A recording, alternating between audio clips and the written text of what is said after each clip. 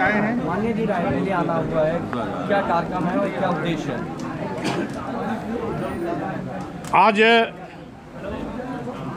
राष्ट्रीय सोशलिस्ट समाज पार्टी रायबरेली जनपद के कार्यकर्ताओं की बैठक को संबोधित करने के लिए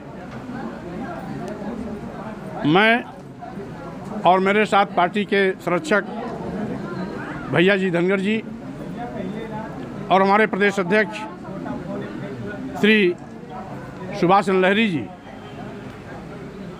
तथा हमारे बहुत ही जिम्मेदार साथी भाई दिलीप चौधरी जी सभी यहाँ पर इकट्ठे आए हुए हैं। क्योंकि इसमें पूरा देश चुनावी मोड़ पर है। लोकसभा चुनाव की अधिसूचना भी जारी हो चुकी है और जिस तरीके से आज भाजपा सरकार ने देश के करोड़ों करोड़ नौजवान को बेरोजगार बनाने का पाप किया है, महंगाई से आम जनता की कमर तोड़ दी है, जीएसटी और ईडी के माध्यम से छोटे लघु मध्यम व्यापारियों की कमर तोड़ने की तैयारी कर ली है। साथ ही साथ किसानों को लाभकारी मूल्य दिलाने का वादा करने वाली सरकार आज तक लाभकारी तो मूल्य नहीं दिला पाई, अलबत्ते एमएसपी की मांग के खिलाफ उन पर जम करके लाठियां बरसाई हैं, उनके रास्ते में कील कांटे बिछाए हैं।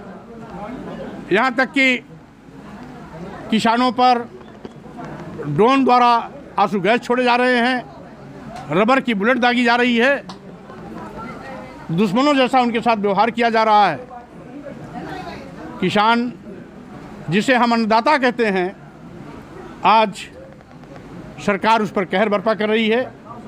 यही नहीं, भाजपा सरकार संविधान प्रदत्त अनुसूचित जनजाति और पिछड़ों का आरक्षण शून्य निष्प्रभावी और ख़त्म करने का पाप कर रही है, संवैधानिक व्यवस्थाओं के साथ मजाक कर रही है। लोकतंत्र को कुचलने के लिए ईडी सीबीआई इनकम टैक्स का दुरुपयोग कर विपक्षी पार्टी के नेताओं के खिलाफ बड़े पैमाने पर फर्जी मुकदमे दर्ज करा रही है। और यही नहीं, लाभ के तमाम ऐसे सरकारी प्रतिष्ठान, संस्थान, विभाग जिसमें मुख्य रूप से देश के सभी बंदरगाह, एयरपोर्ट, एयर इंडिया, सभी रेलवे स्टेशन, कई दर्जन ट्रेनें, LIC जैसी बड़ी संस्थाएं जो लाभ में चल रही थी, उनको निजी हाथों में देने का भी पाप किया है। तो स्वाभाविक रूप से आज देश पर भी खतरा है, लोकतंत्र पर भी खतरा है, संविधान पर भी खतरा है, आरक्षण खत्म किया जा रहा है, बेरोजगार नौजवान बेरोजगार बनाया जा रहा है, छोटे व्यापारियों का शोषण किया जा रहा है, किसानों पर लाठियां बरसाई जा रही हैं। उसको देखते हुए हमारा और हमारी पार्टी का ये संकल्प और निर्णय है कि संविधान बचाओ, भाजपा हटाओ, लोकतंत्र हटाओ, लोकतंत्र बचाओ, भाजपा हटाओ, देश बचाओ, भाजपा हटाओ। और भाजपा हटाने के लिए चूंकि इंडिया अलायंस गठबंधन बन चुका है, इसलिए हम उसके हिस्से के रूप में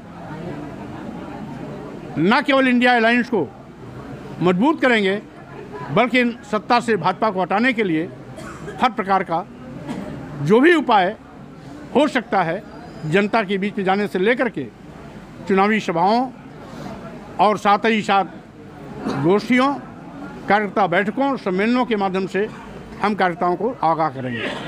भी नहीं पता है, अब हमें तो तब पता होगा जब कोई निर्णय सामने आएगा। रायबरेली में आप किस कैंडिडेट को एक्सेप्ट कर रहे हैं? रायबरेली और अमेठी में उसमें मुकदमा दर्ज किया गया है, आप जैसे बयान दे रहे हैं, मुकदमा लगातार दर्ज हो रहा है। अब ये भाजपा सरकार है, कुछ भी करा सकती है। 4 महीना पहले की बात पर अब मुकदमा दर्ज करने का औचित्य क्या है? और फिर हमने किसी पर टिप्पणी नहीं की थी, हमने केवल इतना ही कहा था, अगर लक्ष्मी की ही पूजा करनी है तो घरवाली की पूजा करिए, जो घर को संभालती है, जो घर को साफ सुथरा रखती है, जो घर की बेहतरी, तरक्की और बच्चों की परवरिश से लेकर के पढ़ाई लिखाई, लालन पोषण सबका काम करती है। तो जो असली लक्ष्मी घर की है उसकी पूजा करिए। इसमें हमने विरोध किसका किया? स्वामी जी, रायबरेली में इंडिया गठबंधन का कौन सा कैंडिडेट हो जो किसको उम्मीद करते हैं, कौन होना चाहिए? इंडिया अलायंस जिसको भी कैंडिडेट बनाएगा वो जीतेगा। राहुल प्रियंका में से कौन होना चाहिए? जो भी होगा, अगर घोषणा के पहले कोई बात सुन लेंगे तो मज़ा फिर किकरा हो जाएगा। वो मज़ा बना रहे इसलिए इंतजार करना होगा। अच्छा, बदायूं से अभी बीजेपी ने टिकट नहीं दिया है और आपकी बेटी का क्या रहेगा? अब बीजेपी क्या करती क्या नहीं करती उस पर मुझे कोई कमेंट नहीं है, और करती है तो अच्छा, नहीं करती तो अच्छा, ये उसका काम है, उसमें स्वामी प्रसाद मौर्य का कोई दखल नहीं है। बेटी के भविष्य को लेकर कोई बीजेपी खत्म होने जा रही है। 2024 लोकसभा चुनाव बीजेपी की विदाई का चुनाव होगा। तो क्या संघमित्रा के लिए, इंडी के लिए कोई इंडिया गठबंधन के लिए सीट देखी जा रही है? जो इंडिया अलायंस में रहेंगे हमें उनकी चिंता है, अगर कोई और कहीं है तो उसकी चिंता हमें नहीं है। क्योंकि जब मैंने पार्टी का ऐलान कर दिया है तो स्वाभाविक रूप से विलय के लिए नहीं किया है, पार्टी को स्थापित करने के लिए किया गया है। इसलिए पार्टी आगे बढ़ेगी। हाँ, इतना जरूर है कि इंडिया अलायंस के कदम से कदम मिला करके हम चलेंगे। हमारा जिस भी रूप में उपयोग लेना चाहेंगे वो पूरा का पूरा मैं साथ देने के लिए तैयार हूँ। भाजपा और कांग्रेस दोनों ने ही अपने पत्ते नहीं खोले हैं, क्या लग रहा है, क्या कारण हो सकता है? अब चुनावी सूचना जारी हो चुकी है तो पत्ता नहीं, आज नहीं तो कल तो खुलना ही खुलना है। जल्दी ही पत्ता खुलेगा और जो भी पत्ता खुलेगा वो चौंकाने वाला होगा। स्वामी जी, अखिलेश यादव ने कल आपसे कोई बात की क्या? उन्होंने कहा कि हम स्वामी जी का स्वागत कर रहे हैं, हमको तो पता ही नहीं था। आपने इस्तीफा कब दिया, पार्टी कब छोड़ी?